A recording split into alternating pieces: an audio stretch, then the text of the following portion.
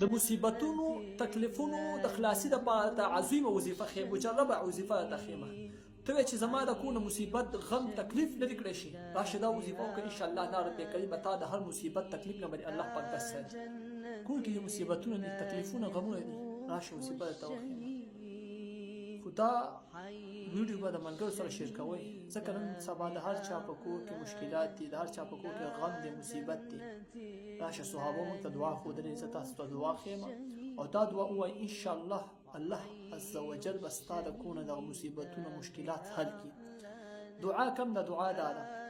حضرت ابو درداء رضی الله تعالی مبارک فرمایي چې کوم یو کس سحر او ماښام دا دعا وپیره ووایي، والله رب کریم به د کونه مصیبتونه مشکلات تمام هر څه حل کړي. الله رب کریم به د هر غم مصیبت تکلیف نه به الله پاک بچ ساتي.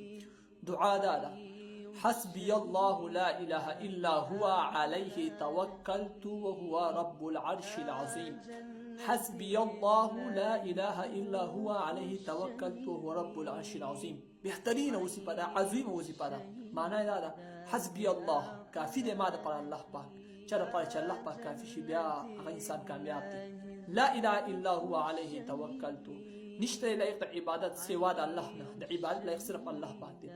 عليه توکلت، زه په الله پاک باندې توکل کوم، باور ساتم.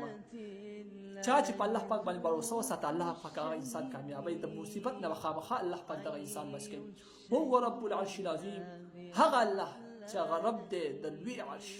بهترینه وظیفه ده. خو دا ملګرو سره دا وظیفه سره د نور ملګرو سره شیر کړئ چې هغوی د کور نه الله پاک مصیبتونه غمونه لرې کړي، چې لرې کړی شو او دا بهترینه وظیفه ورته تا ورسوله، هغه ووایله، په دې ثواب کې ته مو سره شامل یې. کوشش وکړئ چې دا ویډیو سره ملګرو سره شیر کړئ د الله د رضا لپاره. الله رب کریم دې موږ او تاسو د کور نه مصیبتونه غمونه تکلیفونه لرې کړي. جنة الله زوف الشهيد